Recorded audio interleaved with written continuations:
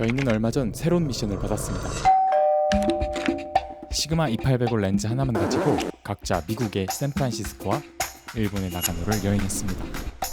지금부터 어떤 사진들을 담았는지 함께 이야기해 보도록 하겠습니다. 호영님, 우리가 각자 이제 5월에 긴 여행들을 각자 하고 왔는데, 특히 호영님은 이제 일본에서 일주일, 저는 미국에서 일주일을 보내다 왔잖아요. 이번 기회로 이렇게 좀 자리를 마련해 보게 된 것 같고, 우리 각자의 여행기를 좀 사진들을 보면서 이렇게 이야기를 나눠보면 어떨까, 그런 생각을 해봅니다.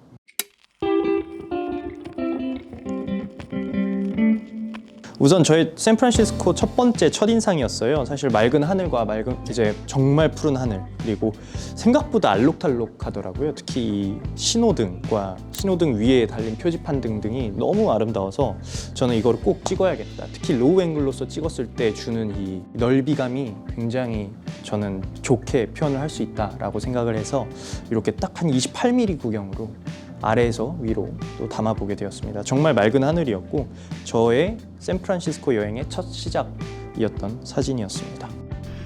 그리고 이제 제가 또 이동해서 가장 보고 싶었던 것 중에 하나는 이제 이런 사실 구도의 사진들이었어요. 가장 미니멀한 사진들, 아무래도 상대적으로 우리나라에서 촬영하기 어려운 구도와 스토리를 이제 이런 미국이나 이런 도심에선 담을 수 있다고 저는 생각을 해서 이런 사진도 담아보게 되었는데, 당연히 이 사진은 이제 기다리면서 촬영을 하게 된 거죠. 그래서 이 정중앙에 사람이 지나가실 때 모르는 분이에요. 뭐 연출한 건 아니고 그냥 타이밍 맞춰서 기다리고 있다가 딱 한 장을 건졌습니다. 그다음에 피어 39라는 이제 또 지역이 있어요. 거기는 이제 이 이 관람차도 있더라고요. 근데 이 맑은 하늘의 구름과 함께 조합을 해서 약간 당겨서 찍었는데 아마 50에서 70mm 사이에 구경이 될 거예요. 생각보다 망원처럼 느껴지는데 또 반대로 생각보다 그렇게 망원단의 구도는 아니었고요. 이 사진을 건지고 요렇게 보정을 해야겠다, 저는 사실 그 사진을 촬영하는 순간부터 마음을 먹었던 것 같습니다.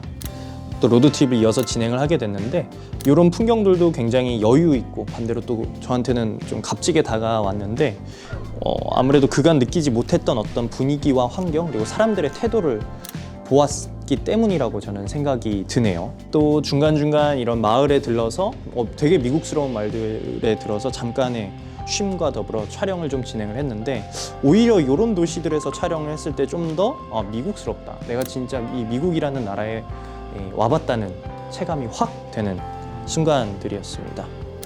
그리고 이렇게 마지막 날 저녁까지 저는 사실 일주일 동안 너무 완벽한 여행을 보내고 왔고요. 사진을 이제 촬영하면서 이렇게 지냈던 일순간들이 전부 다 저한테는 좀 가치 있게 다가왔던 여행이었던 것 같습니다. 비가 계속 오는 바람에 이번 사진들이 대부분 이렇게 비가 오는 우중충한 사진들이 많습니다. 도시가 크지는 않아요. 높은 빌딩도 없고 조용한 소도시 같은 느낌? 공기도 좋고 오히려 저는 그게 더 좋았습니다. 여정 내내 좀 초록색들을 많이 찾아서 다녔습니다. 처음 갔던 곳이 나가노 현에 있는 마츠모토 성인데, 이 반영샷을 많이 찍는 곳입니다. 비가 오는 날씨여서 아쉽게도 반영샷을 찍을 수는 없었지만 이렇게 우산을 쓴 사람들을 찍을 수 있었습니다. 그리고 이제 나가노에서 유명한 곳을 찾다 보니까 이런 자연과 함께 조화로운 로케이션들이 많더라고요. 이런 풍경들을 정말 많이 보실 수가 있고, 뒤에 이런 구름이 이렇게 깔려있는 모습이 참 아름답죠. 자연의 어떤 조화가 있는 곳이다 보니까 이런 신사들도 산속 깊은 곳에 있더라고요. 걸어서 쭉 들어갔다 나오는데 그 끝에는 빨간색 신사 입구가 이렇게 져 있습니다. 그 신성함이 조금 느껴지더라고요.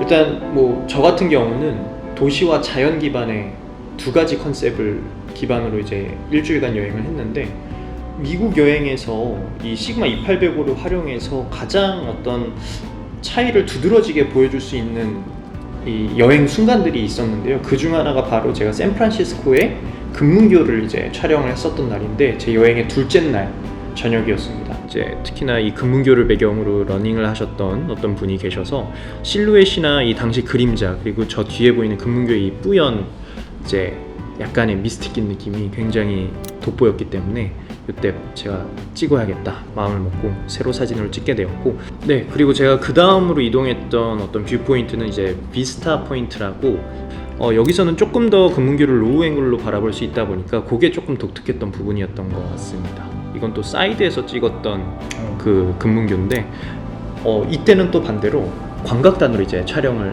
해볼 수 있게 되었죠. 그러다 보니까 약간 저의 눈높이를 낮춰서 이 땅에 이 커플이 앉아 계시는 이 지면과 또 금문교를 함께 담아보고자 노력을 했었는데, 마침 빛도 이쁘게 들었고 이제 이 두 분 피사체가 되어주신 두 분도 딱 모습이 너무 아름답게 찍혀서 제가 이 두 분께는 말을 걸어서 이메일을 받아서 이제 제가 이분들을 대상으로 찍었던 모든 사진들을 다 이제 원본으로 보내드렸습니다.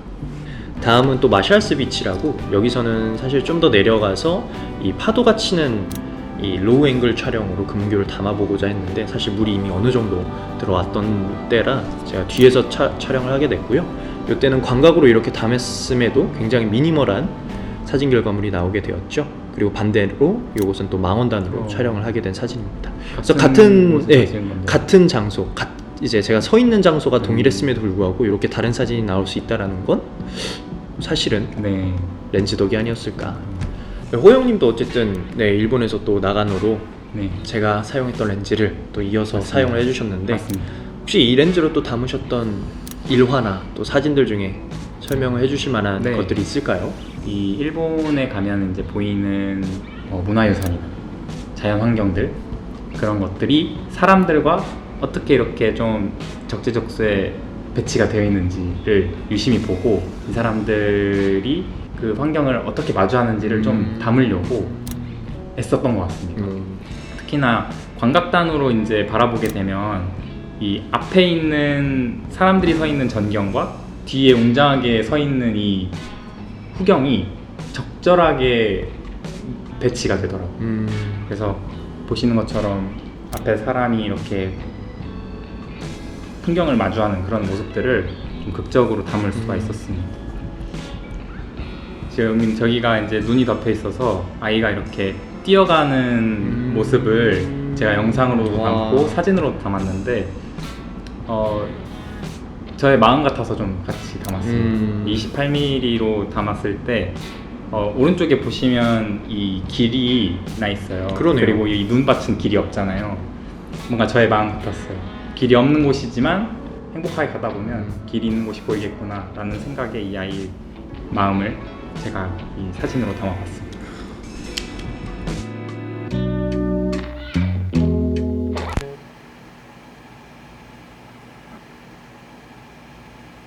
오늘도 영상을 시청해주셔서 정말 감사합니다. 시그마 2805 렌즈를 가지고 해외여행에 다녀와서 담아온 사진들로 리뷰를 진행해 보았습니다.